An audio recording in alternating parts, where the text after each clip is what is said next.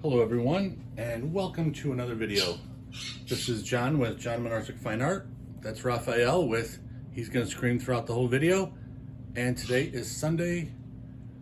What the hell is today? Sunday, oh God, July 7th. So it's the end of the 4th of July weekend. Hope everybody had a safe and fun weekend. So I got something different for you today. We're gonna do an oil painting, same mishmash of oil paints. One of the things I'm doing is a lot of my older paints I'm kind of just doing and get out of the way, so I'm using them instead of wasting them. And that's just from trial and error, seeing which paints I like as time goes on. So I found the paint that I'm going to stick with, and once I'm done with all this, then I'm going to give you guys a supplies list of the paints that I use, so if you want to paint with me, you can. And what's different today is this, okay? This is for anybody out there that's price conscious and wants to get your supplies at a nice discount. And I have no idea if this is going to work or not. So what this is, let me see if I can get this up here. This is a super value composite wood art panel. It's 9 by 12 and there's 4 pieces, and it was $7.99 at Michael's. That's their price. It wasn't a coupon or anything like that. Now, if they were just plain wood, okay, so they weren't treated, gessoed, nothing, just the bare wood. So you can't paint on bare wood. You got to have some kind of a gesso, primer, all kinds of stuff. Okay, and then the other part is, even though it's only 9 by 12, raw wood is just a sponge for moisture, and then it'll work. So you need to treat it. So I went over YouTube and saw a lot of DIY stuff. I had to buy them to try them. I mean, it comes out to $2 a piece. Okay. You buy this in ampersand. You know, I love ampersand. You know that. I use their panels. Their 9 by 12 was $11. Okay, so that's a huge savings. You multiply that over 10 paintings. Okay, and that's what, 90 bucks? So anyways, even with the shellac and the gesso I used and everything else, it still came out to pennies, because it takes very little of that stuff to do each panel. So what I did was, I did the shellac on the back, okay? It's the part that I'm not painting on. These are just so I can actually have it up here, okay? I gave it 2, not thin coats, but not thick, right in the medium, okay, of a shellac sealer. And what that is, I found it at Menards, and this is it here. Let me see if I can do a bullseye shellac, traditional finish. That's why you saw the wood, dries in minutes. It's clear. It's a finish and sealer, okay? And a Winsor. Boy, I'd say that fast 5 times. Anyways, that's what I used. And there's a couple people that were on YouTube that used that as well. Now, I don't like brushing gesso on. I never got it smooth, sanded smooth, and it just took forever. So I wanted to try this. Gesso spray, it's Krylon. I got this at Hobby Lobby. This is $8.99. The shellac was like $9.99 or $10.99. Wasn't expensive. And the shellac, I barely used any of it. This I used maybe half, but that's for 8 panels. I bought 2 packs, so it's 8 panels. And I used about half of this. So this comes out and it covers really well, but it has little bumps in it everywhere, and I like a smoother surface. Okay, this is relatively smooth. Similar to what I paint on with ampersand. So then I just took a little bit of 240 grit sandpaper after it dried. It said dry for like 15 to 20 minutes. I let it dry for an hour just to make sure. And then I went real lightly with the sandpaper to get the finish I wanted. And then I never tried working on toned canvases or boards. And a lot of professional artists on YouTube swear by it. So for whatever reason, I took these, I spray painted 2 of them black, and then the rest of them this like neutral earth color. I don't even remember what they call it. So anyways, this is my first attempt ever at painting on it. If this works, you can figure about $2.50 per 9 by 12 panel if you add the shellac and the gesso on it. Time-wise, I did 8 of them last night, because the shellac and the gesso dries relatively quick. So for the 8 panels, it took me roughly 2 hours, and it was most of that was wait time, because all of it is spray. And like I said, $20 for the 2 cans of stuff, the one shellac and the one gesso. And I did 8 panels. The shellac I can probably do another 30. The gesso probably another 8. So I figured I'm getting 16 9x12s out of the gesso can, which is awesome because it's only $11 for the can. Was it? I'm sorry, $9 for the can. So, it's coming out to 40 cents a piece or something like that. So anyways, if this works, which we'll find out together today, this is a real inexpensive alternative. I always like rigid over canvas, especially when you're doing a little more of a student grade when you're starting out and you don't want to spend a ton of money. And the reason is the student grade canvases. Now the Blick student grade I use is a real good one. That's why I use it when I do most of my 16x20s. Most of them sag and it's tougher to paint on. If you do any kind of tapping, it really has a super amount of give. It's just a pain in the ass. So when I started painting on panels, I absolutely love them. And my finished studio work are all on ampersand gesso boards. 1/8" panels that I absolutely adore. They're archival, museum quality, everything else. Now, this should be archival now because I put the sealer on the back and I put the gesso, and then this is also a primer / paint. So it's also going to give it extra sealing abilities. So there should be nothing getting in here, including the oil paint. So enough of me yapping. Let's get together and start putting some color on here like we normally do. Gonna go with Viridian and Ivory Black. Something tells me you've heard that before. Ooh, wow. I like the way that shows up. And by the way, this is just, I wanted to go real light with the spray paint, so that's gesso underneath. It's not the panel. It's my first time ever doing it, so it's not gonna be perfect. Ooh, I like the way that shows up. Okay, we've been doing this for about 8 seconds and I'm already sold on toned canvases, and in this case, boards. That is good. The white, they say, helps, it messes up your perception of value sometimes with the stark white, and the toned canvas is better. Okay. I'm not going to reinvent the wheel. I like this. Let's just do our normal stuff. Put some tree. Oh my God, this is showing up nice. Holy Colombo. Yes, I said Colombo, and since the only people that watch me are 55 and older, all of you know who Colombo is, so be quiet. You know who he is. Okay, this is freaking cool. Okay, guys, you on a budget? Even if you're not on a budget, hell, if you don't get, $1,000 of painting, this is nice so far. Okay, I like that. I like that a lot. Gonna put a little bit of water here.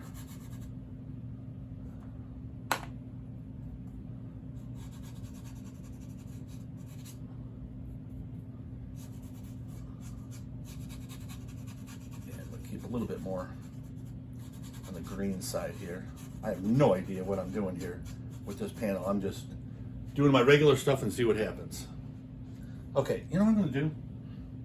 Just dawned on me. I'm going to give it a try. A little bit more of my medium, and I'm going to go with a little burnt sienna to go with. You know what I'm going to do? Just going to put a little, nothing big. Just a little thing for the distance. I have no idea how this is going to turn out. Just came to me. Came to me in my sleep. It just talked to me. I wish I had that kind of talent. Stuff just comes to me in my sleep and all of a sudden it's a masterpiece.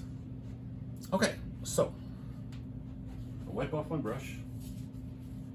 Yeah, one of the things that you have to do when you are learning to paint, especially in the very beginning and especially in the intermediate, and I'll tell you why I'm specifying those two. You're learning your style, you're learning what you want to do, you're learning everything. And there's 8 million different kinds of paint and mediums and brush washers, brushes, all kinds of shit. So you find somebody on YouTube, preferably several somebodies, that has a style that appeals to you. And then what you do is you go and try to emulate how they paint. As you get better and as you do it, the more you do it, then you're going to veer off into your own style, your own likes, your own dislikes, your own paint that you like. There's some paints that are tier 1, expensive, awesome paints I can't stand. For me, it just doesn't work. Okay, now, speaking of not working, that doesn't work for me. That just looks stupid. So I'm going to wipe this down with I usually use a shop towel for this, but I don't feel like going to get a shop towel. My wife and I worked out today. We cooked. I always cook on Sundays. Laura and I, my wife, we cook all of our lunches and dinners for the week on Sundays. And then we go to the health club on Sundays. We do our grocery shopping. So by the time the evening rolls around, we're both a little spent. Okay, so what I'm going to do is, I'm just going to have a little one here. Not going to be anything major. I'm going to make this a different color. I just got this on the brush already. It's going to be a little mountain here. What I'm going to do, I'm going to put stuff in the back.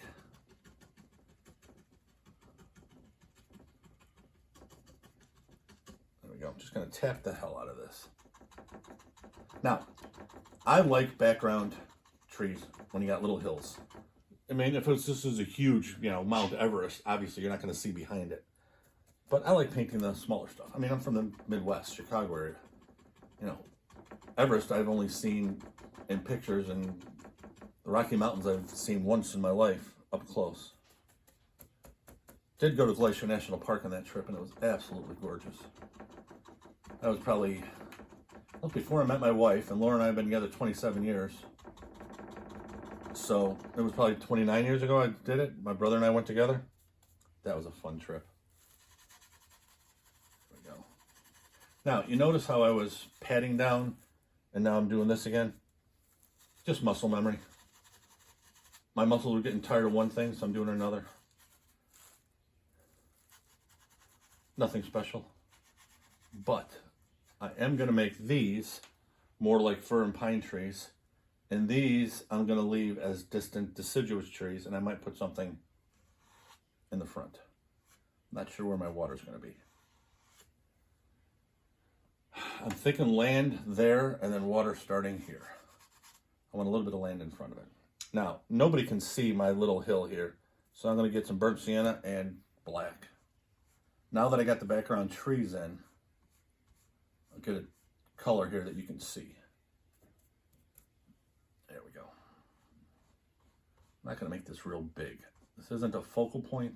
That's just a little part. There we go. Yeah, we went to Glacier National Park we got there for my brother's birthday. His birthday's August 3rd. And we got there, I don't remember if we got there on the 2nd or the 3rd. But it was chilly, to say the least. And then we went on Going to the Sun Road that next day and across the Continental Divide. That was August 4th, and we had our winter jackets on. It was cool, too, because some of the small glaciers you actually get to touch. And then Going to the Sun Road, that just, oh my God, if you've never done it, it's got to be on everybody's bucket list. That is just so intently beautiful. I can't even describe how beautiful it is. Okay, now I got a lot of brown on this brush, and I want to go into my sky next. So I'm going to wipe my brush, clean my brush a little quicker than normal. And as a matter of fact, I might even just go a smaller brush. It's a 9x12, not a 16x20 like we normally do together. I'm just going to go with the 1-inch brush anyway, so I didn't have to do that. Live and learn. Okay, so holy cow, that shows up nice. Now, I will tell you what I'm finding out too, is any transparent color that you don't put white on, because titanium white's opaque, but any transparent color is going to show through to the back. Now, doing landscapes, this is a pretty good color, because this is like an earth tone. It's like a darkened yellow ochre maybe. A variation of a burnt sienna, something like that. So, it'll work. Okay, I'm just going to bring all this down like I normally do. Wow, so far these panels I'm liking.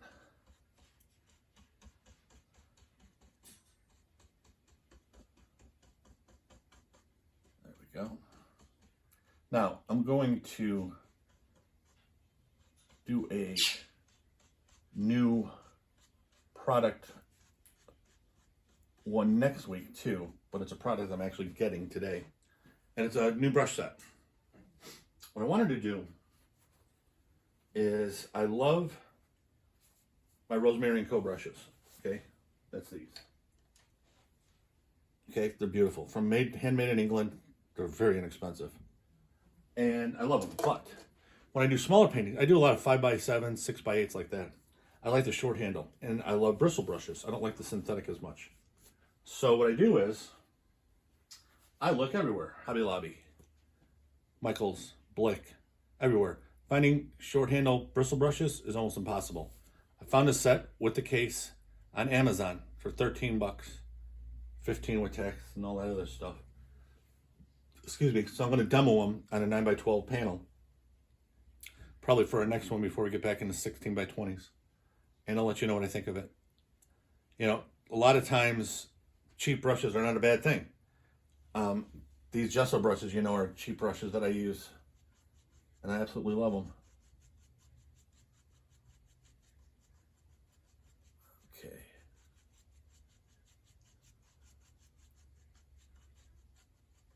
You know, I started seeing this a while ago, and I told you the story. I found out by mistake that green sky is actually a cool thing. And I just love that look in the sky. When you find stuff you like, especially in painting, you keep going with it. You keep going with it. Okay, I'm going to put these back in. Now what I'm going to do is I am not going to tap them like those. I want them just a hair darker.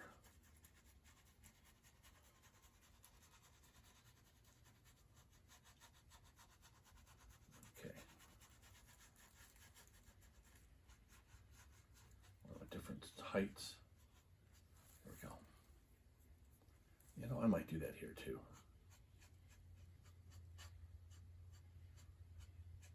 If it's that close, the deciduates there won't look as good. There we go. Let's get this. Now let's get our base back.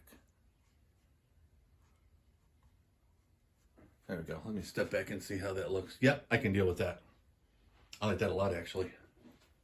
I'm actually not... Ooh, how many times am I going to use the word actually? I'm actually not going to use a ton of fir trees in the midground there. I'm going to leave a lot of that just the way it is. As the late, great Bob Ross would say, happy accident. I didn't expect it to look like that. So I am going to put some, like we normally do, in the front. In the front of it. But I'm going to keep it, a lot of that visible. Okay, you know, let's just go ahead and put some water in. French ultramarine, some titanium white. Now I wanted that as the land, so I'll start the water there. Now the water doesn't need to be, but I want it darker because this whole thing gives a little darker feel. Not darker macabre, but darker like maybe evening. Lord knows I do not paint macabre. I like my paintings to be soft. I like them to be friendly. I like them to be peaceful, especially peaceful. I like my work to have somebody look at it and go, kind of take a sigh from the craziness of life. I've always liked painting peaceful. Now I am adding a little bit of black in here, just a little bit. For, you know, deeper water that I want to give that to. I'm going to put some more blue on it, and I'm going to have the white on it. So you're not going to see it this dark. It is going to lighten up a bit. But I like to get that dark base in first. And now I'm getting the horizontal look of the water. That's what I'm doing right now.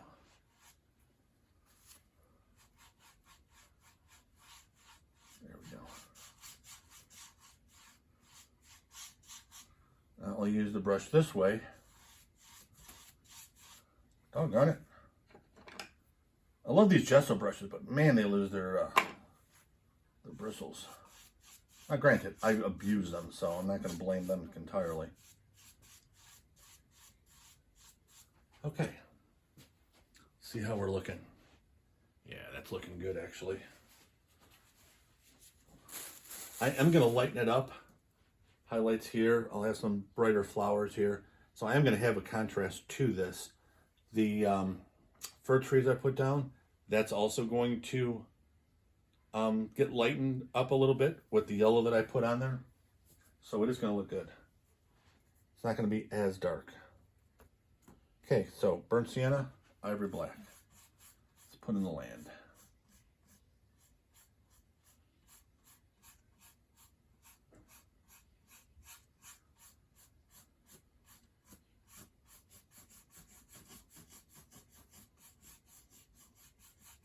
Here we go.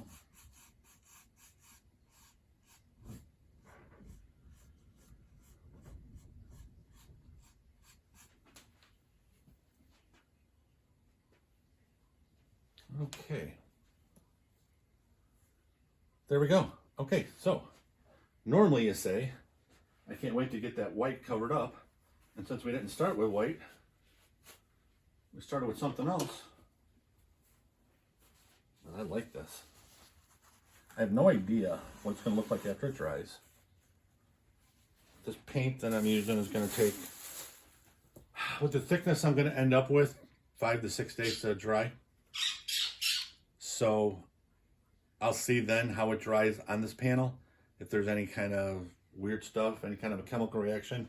Like I said, the way I sealed it and put the gesso and then the primer and then the paint / primer afterwards, you know, I've got, because I did one, actually I forgot to tell you, I did one brush gesso, sanded it down a little bit, then I spray gesso, sanded that down a little bit to where I couldn't see any of the panel, so that's completely sealed, and then I put the primer / paint on afterwards. So, and then the shellac on the back side. So this should hold the paint well, and it should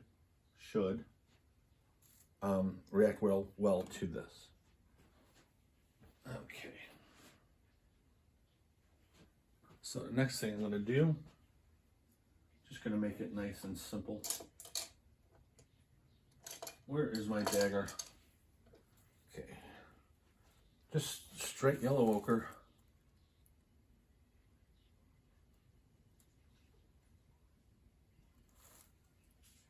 A little bit of highlights on here. You never know where that sun's going to bounce. But I don't want bright highlights because of the idea where it is here. You know, this looks like, you know, you're in a deep forest, so the sun's going to be popping through, but it's not going to be popping through crazy-wise. Now, one of the things that I do differently than many artists, professional, amateur, legends, rarely do I ever plan everything out. Rarely do I worry about having a special plan. And there's other artists, many of them, that swear by the plan. You don't know where you're going if you don't have a plan. Exactly. I like the not knowing. I really like the painting itself, so to speak. I like having it to where I don't know what's happening as I'm going. I mean, I'm not oblivious, okay? I'm doing certain things to get certain effects. But I'm kind of letting the painting dictate how I go and where I go and stuff like that. And that's the part of painting that I just, to me, my own half-assed cockamamie opinion, okay? That's the joy of creating. you don't know where you're going. You take a blank whatever, and when you're done, you got something beautiful, but you had no idea what you had no idea what you were going to do to begin with. It just evolved as you went. And that's the part I just absolutely adore. And I tried planning. I can plan my bills, okay? I can plan keeping enough money for my mortgage and making sure I got my car payment. And I can plan all that stuff real well. But I cannot plan a painting to save my life. And I tried. Oh, my friends, I tried for a few years.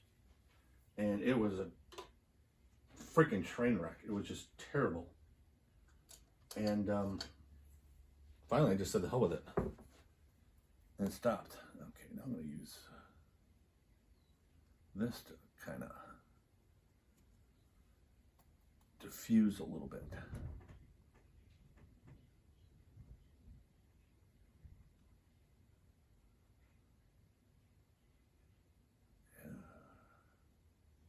What I'm doing is I got my highlights and I got that shadow I was just putting in. So this is now going to taste.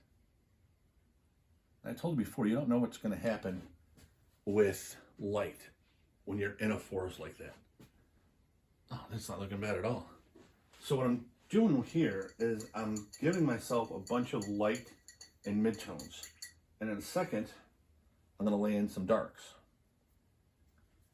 And the darks are going to be very dark. I'm going to use a knife. I can find my little knife. I don't know what the heck happened to my little knife. Hang on one second.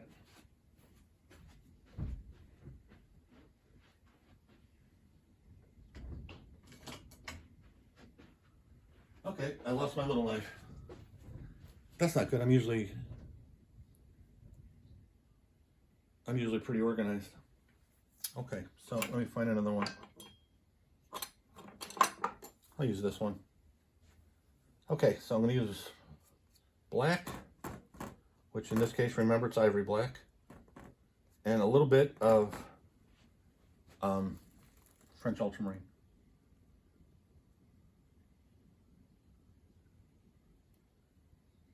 Just touching.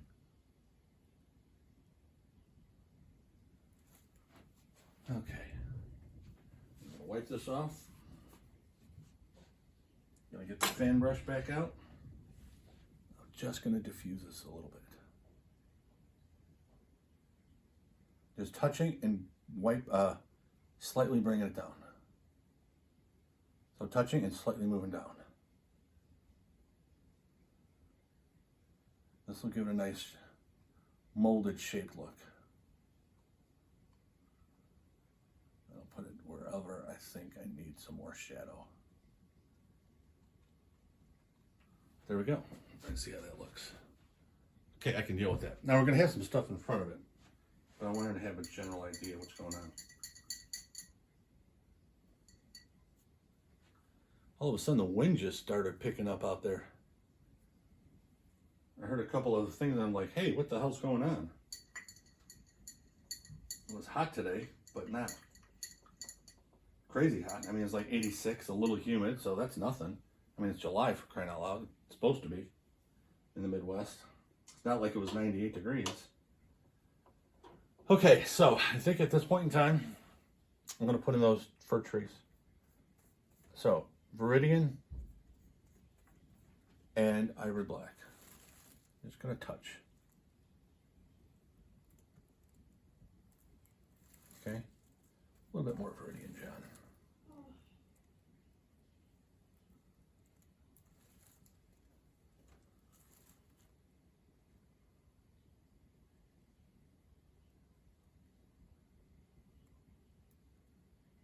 Put that one in front. And I may put them all in front.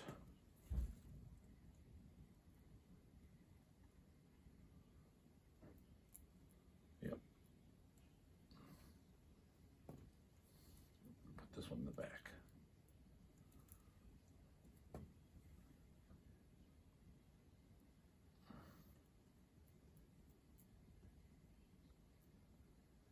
I'll get one more in there.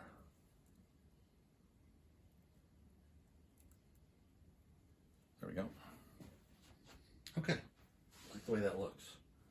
Now, told you before, we got dark going all over the place. So what we're going to do now is we're going to start adding lights. And this ground here is going to be lighter. Going to have some light stuff here, and I'm going to put some light stuff right now on these trees. But, and I'll show you the but.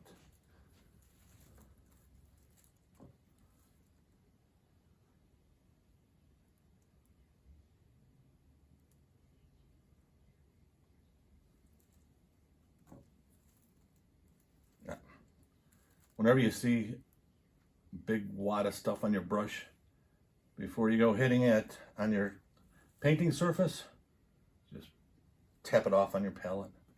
Sometimes, depending on where you're at and what stage you're at, it's a little more difficult to get the blob out and make it look reasonable. See how that's getting lighter already? But it's going to go a little darker because I'm not going to keep that bright yellow. One, it's not natural. Two, it's not natural. And three, it looks kind of silly. But I'll show you what I'm going to do.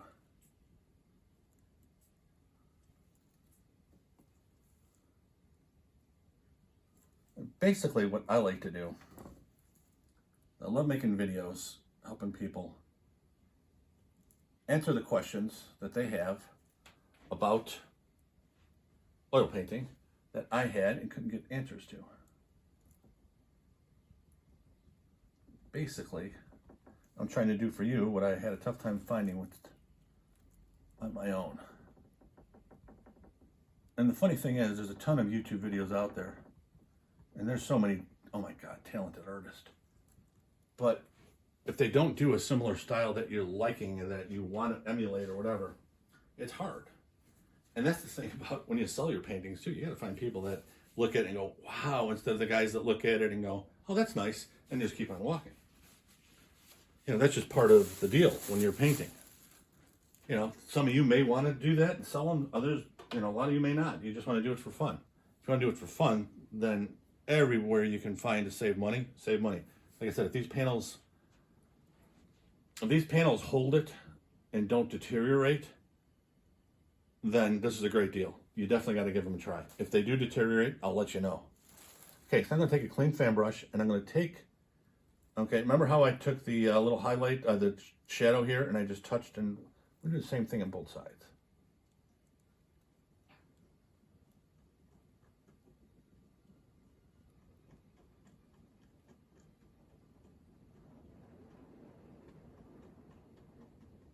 I'll be damned, it's raining out. Wasn't supposed to.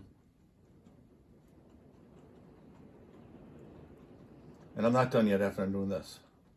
And I'll show you why.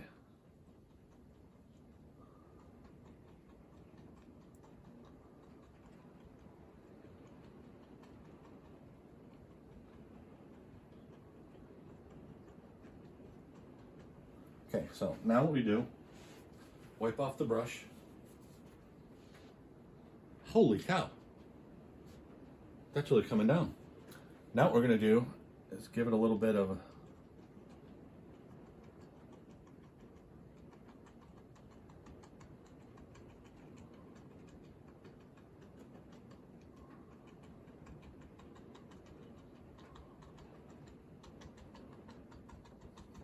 now you can't see them in the video probably, but I'm going to highlight them again with yellow.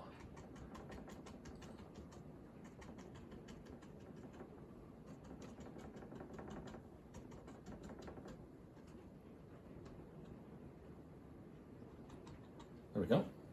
Ooh, I'm liking that. Let me get rid of this here. Okay. So now you just wipe off your brush. You don't have to clean it. Just wipe it. Now I'm going to put the yellow on. And I'm going to start here.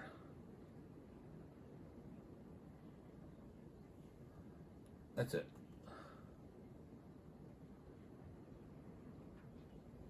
Just going to tap it on in areas for highlights, so you can actually distinguish the background trees to the midground trees. And this is to your taste. There is no right or wrong way to do this. I just like being able to tell the difference in the trees, and the viewer to tell the difference.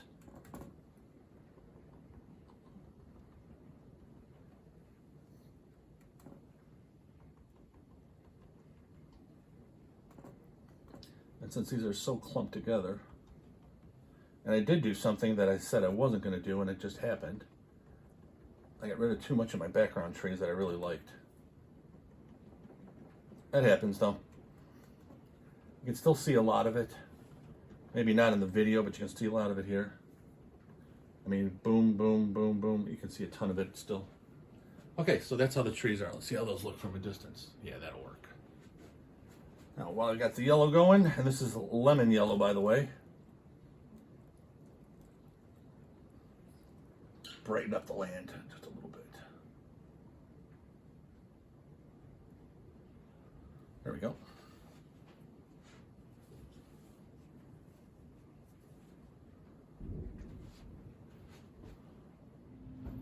Okay, if you noticed a little bump in our video, we had a storm come out of nowhere, and we had to kind of batten the hatches down, so I apologize for the delay. Okay, so our mid and back are pretty good. Now we're going to put in some water. And we're going to put in some water with paintbrush. Just cleaning it out real good, getting the green out of it, even though green wouldn't look bad, but right now I want to go into white. A little bit of blue, that type of thing. Okay. So, doing a nice little Rosemary and Co. fan brush. Just gonna put a little bit of this stuff in.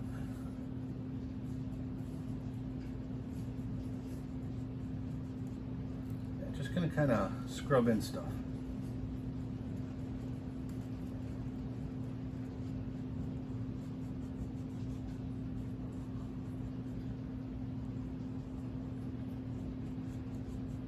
And I'm not trying to cover everything. I love this dark blue that I got.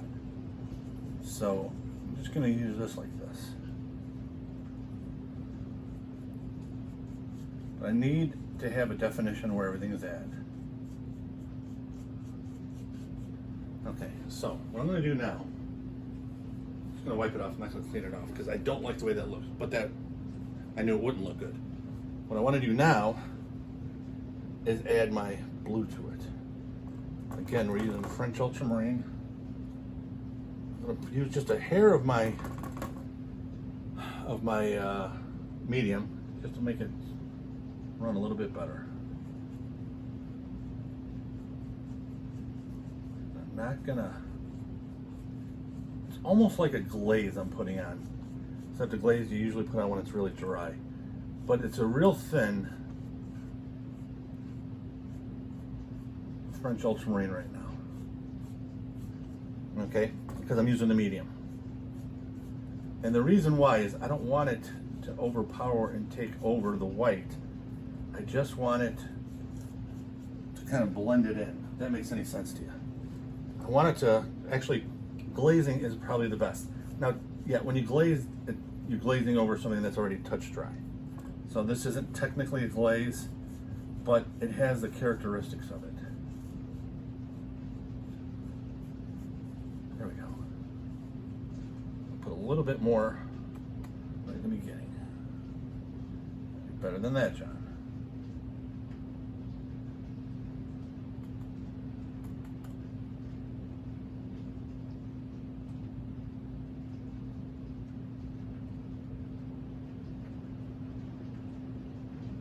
I'm just kind of randomly putting them where I think it'll look good, and it just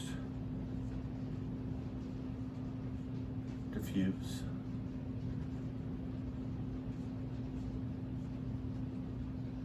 Need a little bit more of my blue down here.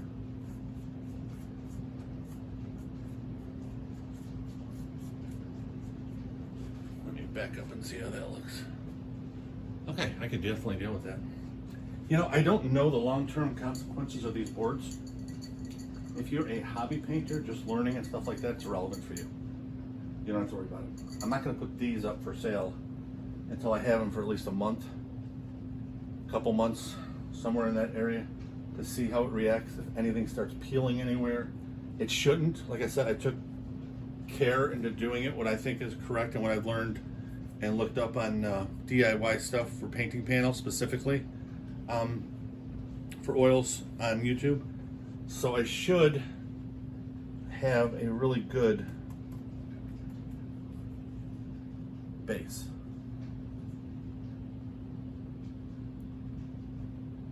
Okay, now this is not going to stay that. I'm using yellow ochre with just a little lemon yellow. I'm going to use a lot more lemon yellow here in a second. And then I'm going to use some ivory black. And I'm going to have a nice little variety, and I'll show you what I mean. And the lemon yellow, I've got it mixed up with my Viridian, so that's going to look green here. And it's going to look green because Viridian is green. Hey, how's that work? Okay. Wow, it's coming down. Totally cool. Okay, now I'm going to go into my Viridian and black. I want to get it over here. I like having the yellow ochre as my nice little base, and then you're going to see here, you can actually start seeing it. I'm not going to cover it all up. See, I got the yellow ochre going through here. I'm going to put some more yellow ochre down here. Yellow ochre is a really nice earth tone that shows up everywhere in real life. I'm going to put a little bit in the mid-ground here. And I'm going to put a little bit.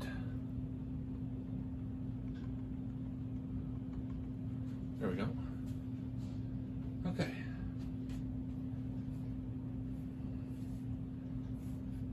And the next thing I'm going to do, take Viridian, ivory black. You've heard me say that a few times today. Take it right where the yellow ochre starts, lift up. This is going to be the base of my flowers.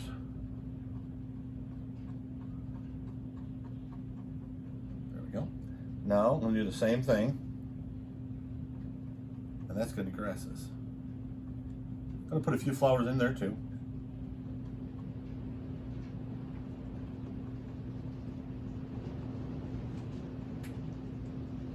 Now I'm going to use that same mixture up here.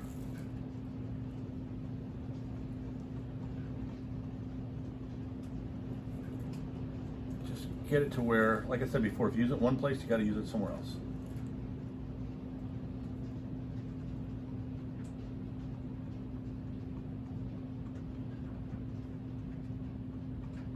There we go. Okay. Running out of paper towels again. I don't know about you guys, but I go through the paper towels like it's crazy. It just all over the place. Okay, so actually, I'm going to do something a little different. I'm going to use my 1.5 inch brush, and I'm going to put some stuff on the bottom. So I'm going to do the same thing as here. I'm going to go straight on the bottom like there's land over here. I got to make this dark because that blue and white is still wet.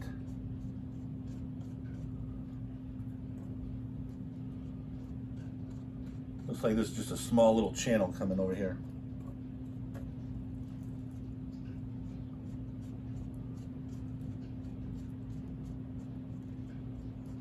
Very small here. There we go. Ooh, I'm liking that. Okay. Wipe off the brush once more. Now I'll get my flower brush, or my cheapest brush that I get so much use out of. A little 99-cent Hobby Lobby deal. Going for some Alizarin Crimson.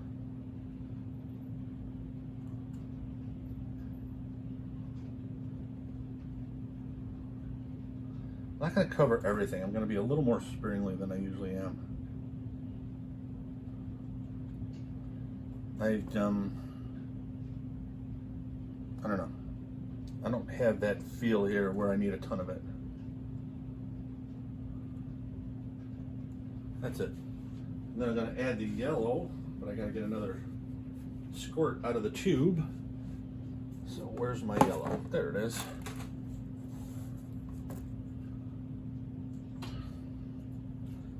Once I get this yellow on, we are going to have a finished painting, my friends.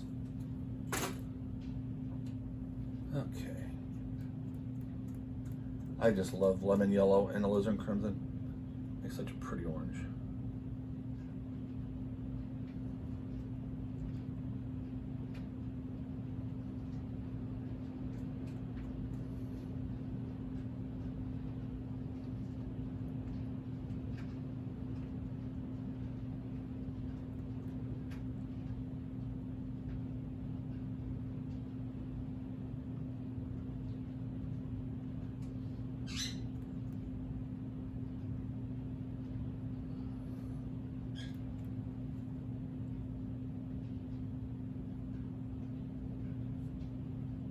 There we go.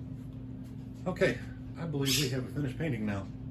A deep dark forest that turned a lot lighter. Still got that misty sky.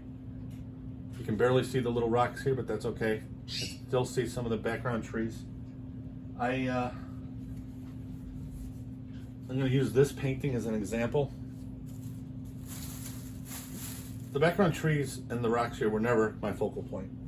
Okay, it was always going to be right around the water, somewhere in here, possibly the land, I don't know.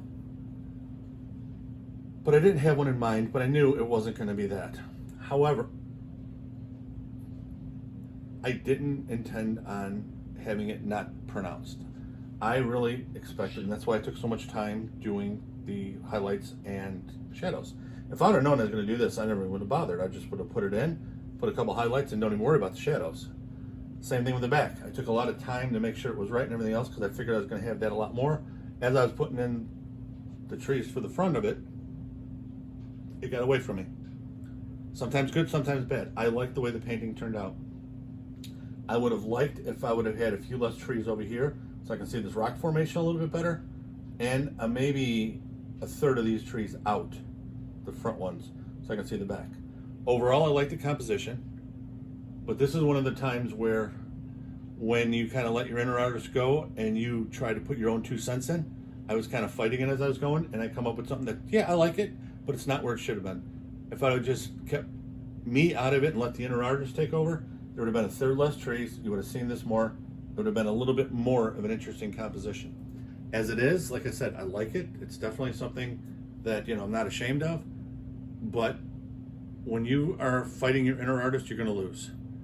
Once you are painting long enough, and it doesn't mean it have to be 30 years, once you start getting in the habit of practicing and you're painting on a regular basis, your inner artist is going to start to take over. When that happens, let him or her take over. Don't put your 2 cents in. All you're going to do is screw it up. So anyways, that is my 2 cents. I hope everybody had a great and safe 4th of July weekend. I hope you have a great work week coming up. And I will see you again next Sunday. Bye.